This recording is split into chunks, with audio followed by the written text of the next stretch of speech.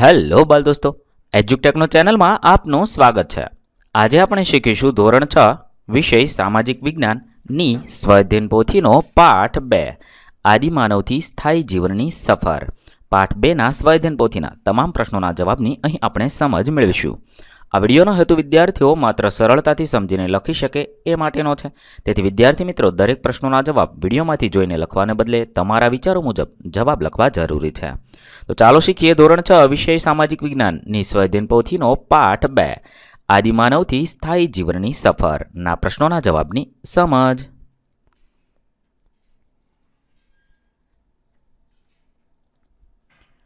સૌપ્રથમ પ્રશ્ન નંબર 1. નીચે આપેલા દરેક પ્રશ્નોના ઉત્તર માટે આપેલા વિકલ્પોમાંથી સાચો વિકલ્પ શોધી ખાનામાં લખો.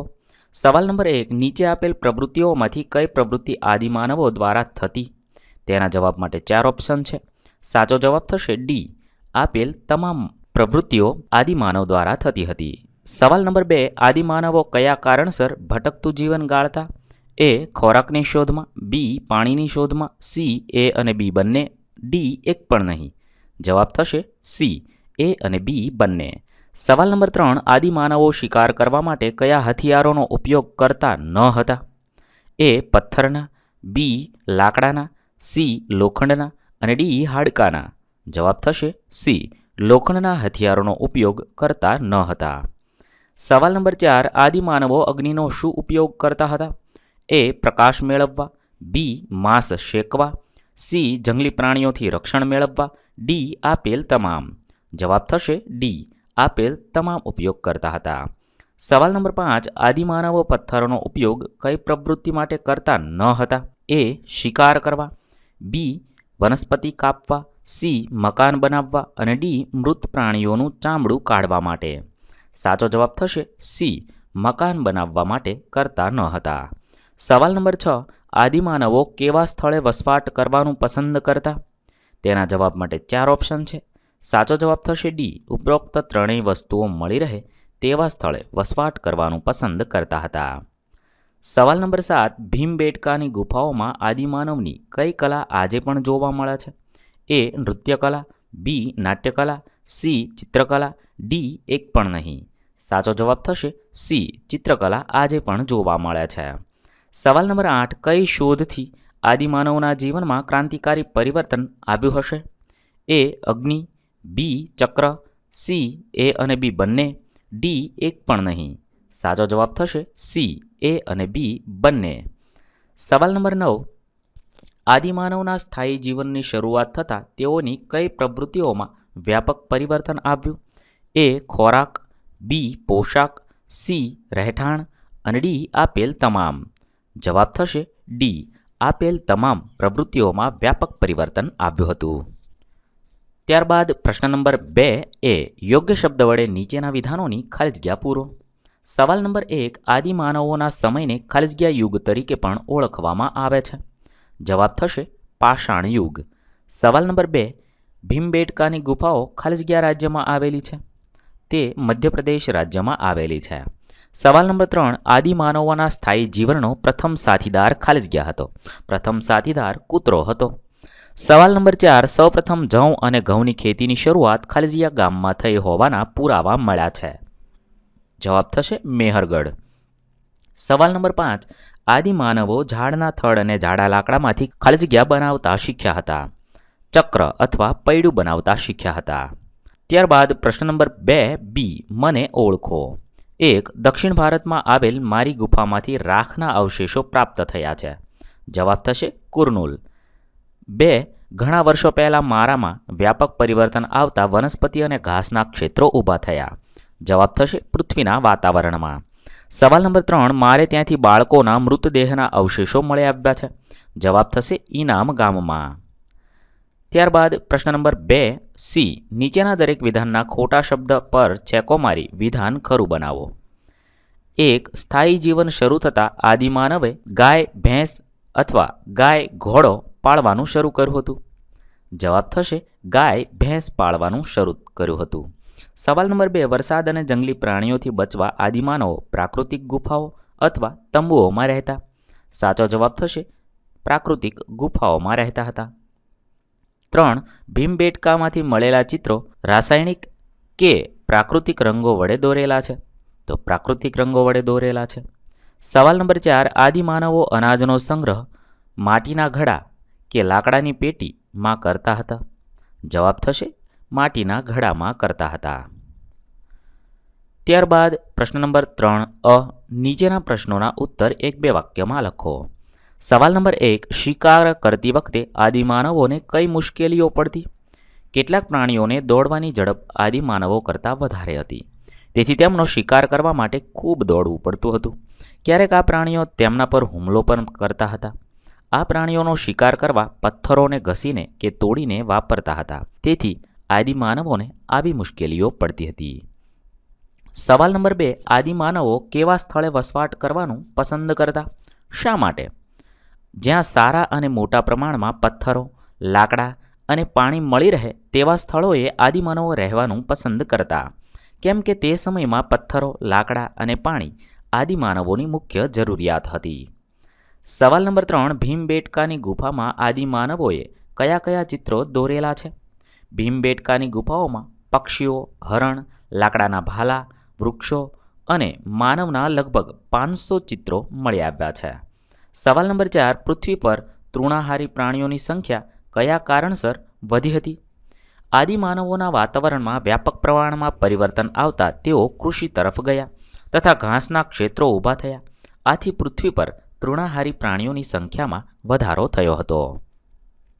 સવાલ નંબર 5. સ્થાયી જીવનની શરૂઆતમાં આદિમાનવો કયા કયા પ્રાણીઓ પાળતા હતા? સ્થાયી જીવનની શરૂઆતમાં આદિમાનવો કૂતરા, ઘેટા બકરા, ગાય, ભેંસ, ભૂંડ વગેરે જેવા પાલતુ પ્રાણીઓ પાળતા હતા. સવાલ નંબર 6. પુરાતત્વશાસ્ત્રીઓએ ભારતમાંથી આદિમાનવોના વસવાટના કયા કયા સ્થળો શોધી કાઢ્યા છે? પુરાતત્વશાસ્ત્રીઓએ આદિમાનવની વસાહતોના બુર્જહોમ, ગુકકાલ, હુરંગી, મેહરગઢ, લાંઘણચ, ભીમબેટકા વગેરે સ્થળો શોધ્યા હતા. સવાલ નંબર 7. આદિમાનવે કૃષિની શરૂઆત કેવી રીતે કરી હતી? આદિમાનવોના વાતાવરણમાં વ્યાપક પ્રમાણમાં પરિવર્તન આવતા તેઓ ઘઉં, જવ અને અન્ય ધાન્યોના સંપર્કમાં આવ્યા. આ રીતે આદિમાનવે કૃષિની શરૂઆત કરી હતી. સવાલ નંબર 8. આદિમાનવો કયા કયા પાકો ઉગાડતા હતા? આદિમાનવો ઘઉં, જવ, બાજરી જેવા ધાન્યોના પાકો ઉગાડતા હતા. સવાલ નંબર 9. માનવી લગભગ કેટલા વર્ષો પહેલાં અગ્નિનો ઉપયોગ કરતા શીખ્યો હતો? માનવી લગભગ 11,000 વર્ષો પહેલાં અગ્નિનો ઉપયોગ કરતા શીખ્યા હતા. સવાલ નંબર 10. સ્થાયી જીવનની શરૂઆતમાં આદિમાનવો કેવા ઘરોમાં રહેતા હતા? સ્થાયી જીવનની શરૂઆતમાં આદિમાનવો ગારા, માટી અને ધરો, અહીંયા મારે ઘરો લખાયું છે, ત્યાં તમારે ધરો એમ લખવું, ધરોથી બનાવેલા મકાનમાં રહેતા હતા. ત્યારબાદ પ્રશ્ન 3B. બંધ બેસતા જોડકા જોડો. વિભાગ અની વિગતને વિભાગ બ સાથે જોડવાની છે. અહીંયા વિભાગ અમાં ગામના નામ છે અને તે કયા રાજ્યમાં આવેલું છે તે જોડવાના છે અને ઉત્તરના ખાનામાં જવાબ લખવાનો છે. A.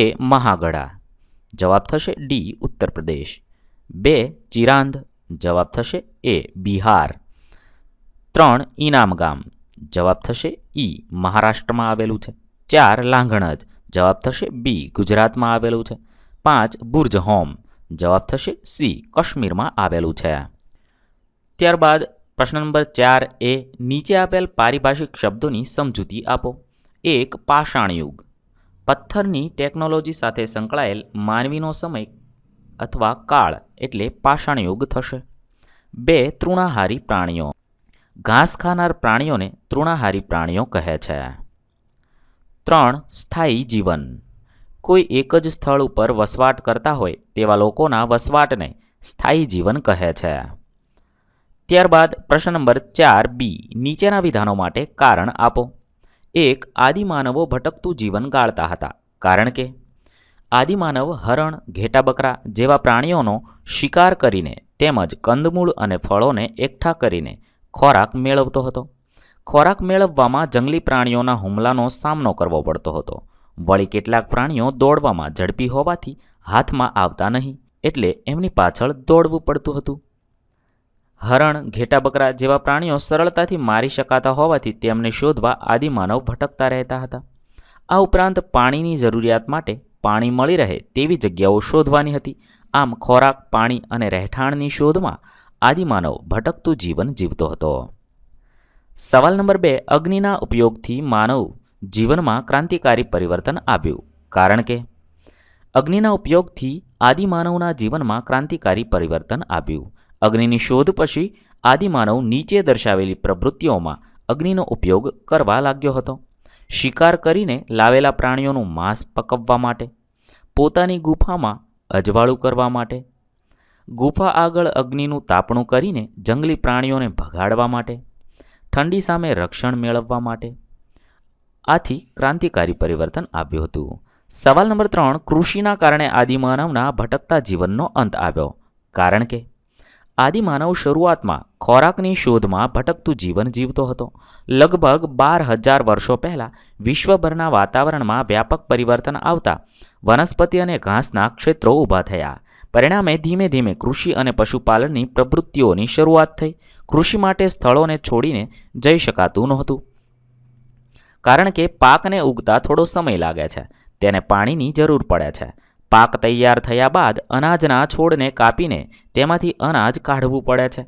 આ પ્રક્રિયા માટે એક સ્થળે રોકાવું પડે. ઘઉં, જવ અને બાજરી જેવા ધાન્યો આદિમાનવના ખોરાક હતા.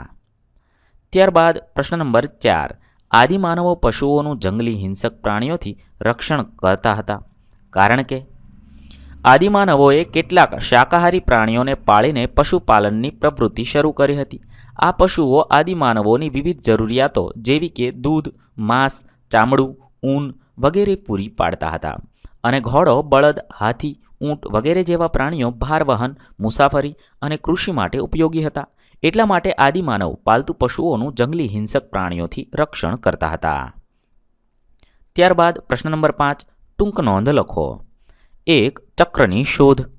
પ્રારંભિક જીવનમાં ચક્રની શોધ થતાં આદિમાનવે બળદગાડું, ઘોડાગાડી અને ઊંટગાડી બનાવી અને તેમને ચલાવવા માટે તે પશુઓનો ઉપયોગ કરવા માંડ્યો. એ વાહનોને લીધે આદિમાનવનું જીવન સરળ બન્યું. મુસાફરી, અહીંયા મુસાકરી લખાયું છે, ત્યાં મુસાફરી લખવું. અને માલ સામાનની હેરફેર ઝડપી બની. પગપાળા મુસાફરી બંધ થતાં સમયની બચત થઈ. પરિણામે આદિમાનવ નવું વિચારતો થયો. આમ ચક્રની શોધને લીધે આદિમાનવના જીવનમાં ક્રાંતિકારી પરિવર્તન આવ્યું. ચક્રની શોધને માનવ જીવનની સૌથી ક્રાંતિકારી શોધ માનવામાં આવે છે. 2. આદિમાનવની પ્રવૃત્તિઓ. આદિમાનવો ખોરાકની શોધમાં ભટકતું જીવન જીવતા અને શિકાર કરીને પોતાનો સમય પસાર કરતા. આદિમાનવો વૃક્ષની છાલ અને પ્રાણીઓના ચામડાથી પોતાનું શરીર ઢાંકતા હતા. આદિમાનવો પથ્થરનો ઉપયોગ કરીને વનસ્પતિ કાપતા તેમજ પ્રાણીઓને ચીરીને તેમની ચામડી કાઢતા હતા. કૃષિના ઉત્પાદનના કારણે આદિમાનવે સ્થાયી જીવનની શરૂઆત કરી અને ખેતીની સાથે પશુપાલન પણ કરવા લાગ્યા. ત્યારબાદ આદિમાનવ પથ્થરોમાંથી ખુરશી, છીણી, દાંતરડા વગેરે ખેતીના ઓજારો બનાવવા લાગ્યા. ત્યારબાદ અગ્નિ અને પૈડાની શોધ થતાં આદિમાનવના જીવનમાં ક્રાંતિકારી પરિવર્તન આવ્યું. જેમ કે અગ્નિના ઉપયોગ દ્વારા માંસ પકડવું, અંજવાળું કરવું, જંગલી પ્રાણીઓ સામે રક્ષણ મેળવવું, ઠંડી સામે રક્ષણ મેળવવા જેવી પ્રવૃત્તિઓ કરવા લાગ્યા. અને ચક્રની શોધ દ્વારા મુસાફરી અને માલસામાનની હેરફેર ઝડપી બનાવી. આમ આદિમાનવના કાર્યોમાં સમય અંતરે બદલાવ આવતા રહ્યા. ત્યારબાદ પ્રશ્ન નંબર 6. ભારતના નકશામાં નીચે આપેલ પુરાતન સ્થળોનો નિર્દેશ કરો. લાંઘણજ, ભીમબેટકા, ચિરાંદ, બુર્જહોમ, મહાગડા, ઇનામગામ, હલ્લુર અને કુર્નુલ આપેલા પુરાતન સ્થળોનો નિર્દેશ નકશામાં કરવાનો છે. નકશામાં આપણે અહીંયા ગુજરાતમાં લાંઘણજ, ભીમબેટકા, ચિરાદ, બુર્જહોમ, મહાગડા, ઇનામગામ, હલ્લુર, કુર્નુલ આ મુજબ તમે લખી શકો છો. ત્યારબાદ પ્રશ્ન નંબર 7. માગે મુજબ નીચેની પ્રવૃત્તિ કરો. 1. વિવિધ યુગના ઓજારો અને હથિયારોના ચિત્રોનો ચાર્ટ બનાવી પ્રોજેક્ટ કાર્ય કરી શિક્ષકને જમા કરાવશો. તમારા શિક્ષકશ્રીને આ ચાર્ટ તૈયાર કરી જમા કરાવવાનો છે. બીજી પ્રવૃત્તિ છે, નીચેના શબ્દ ચોરસમાં કેટલાક પ્રાચીન માનવ વસાહતોના નામ છુપાયેલા છે તેને શોધીને લખવાના છે. અહીંયા છે પ્રાચીન વસાહતોના નામ, શોધી અને લખીશું. કુર્નુલ, ગુફાફક્રાલ, બુર્જહોમ, હલ્લુર, મેહરગઢ, ભીમબેટકા, લાંઘણજ, ચિરાંદ. આ રીતે શોધીને લખીશું. તમને આના સિવાયના જો કોઈ શબ્દ મળતા હોય તો તમે તે પણ લખી શકો છો. અહીં આપણા પાઠ 2ના પ્રશ્નોના જવાબ પૂર્ણ થાય છે. બાકીના બધા પાઠના વિડીયો તમે વિડીયોના ડિસ્ક્રિપ્શનમાં આપેલી પ્લેલિસ્ટની લિંક પરથી મેળવી શકશો અથવા આપણી ચેનલ પર જઈને પ્લેલિસ્ટમાં જઈને ધોરણ 6 સામાજિક વિજ્ઞાનનું પ્લેલિસ્ટ સિલેક્ટ કરી તેની અંદરથી પણ મેળવી શકો છો. થેન્ક યુ દોસ્તો. એજ્યુકટેકનો ચેનલ તરફથી વિડીયો નિહાળવા બદલ આપનો આભાર. આવા બીજા વિડીયોઝ નિહાળવા માટે અમારી યુટ્યુબ ચેનલ એજ્યુકટેકનો અત્યારે જ સબસ્ક્રાઇબ કરો. આભાર દોસ્તો.